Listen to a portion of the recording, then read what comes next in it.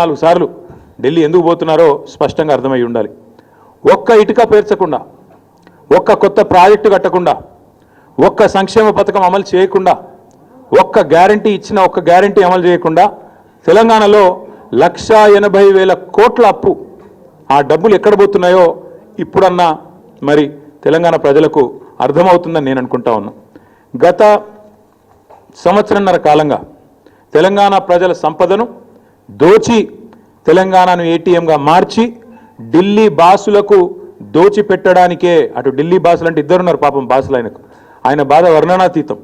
ఒక బాస్ ఏమో official boss Rahul Gandhi గారు, ఇంకొక బాస్ ఏమో అన్అఫీషియల్ బాస్ మోడీ గారు, అమిత్ షా గారు. కాబట్టి అటు ఇటు ఇద్దరిని ప్రసన్నం చేసుకోవడానికి 44 సార్లు ఎక్కే విమానం దిగే విమానం అన్నట్టుగా రేవంత్ రెడ్డి గారి వ్యవహారం నడుస్తూ ఉంది. 7.5 కాలంగా రేవంత్ రెడ్డి గారు చేసిన పనులు 3. 1 బీఆర్ఎస్ పై నిందలు, 2 బిల్డర్లతో కాంట్రాక్టర్లతో దందాలు, 3 ఢిల్లీ బాసులకు 1000 కోట్ల చందాలు. మాకు బీఆర్ఎస్ మీదనేమో నిందలు, బిల్డర్లు కాంట్రాక్టర్లతో దందాలు, ఢిల్లీ బాసులకేమో 1000 కోట్ల చందాలు. ఇది నిజంగా సిగ్గుచేటు. ఒక ముఖ్యమంత్రిగా ఆనాడు ఎమ్మెల్యేగా ఆబాస్ పాలైన రేవంత్ రెడ్డి గారికి బుద్ధి వచ్చిందేమో అనుకున్నాం.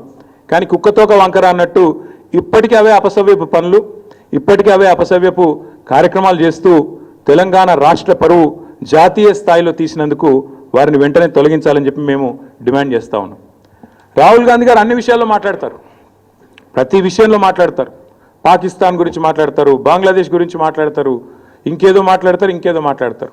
మరి నేషనల్ హెరాల్డ్ కేసులో మీ ముఖ్యమంత్రి గారిని ఛార్జ్ షీట్లో చేరిస్తే why is Rahul Gandhi not responding? Why is he not talking? Why is Mr. Rahul Gandhi silent on this issue? Please respond.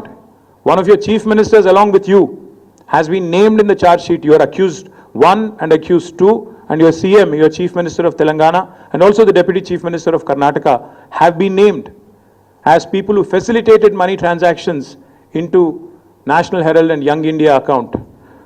ఖచ్చితంగా అడుగుతున్నాం, రేవంత్ రెడ్డి గారు ఎందుకు మౌనంగా ఉన్నారు?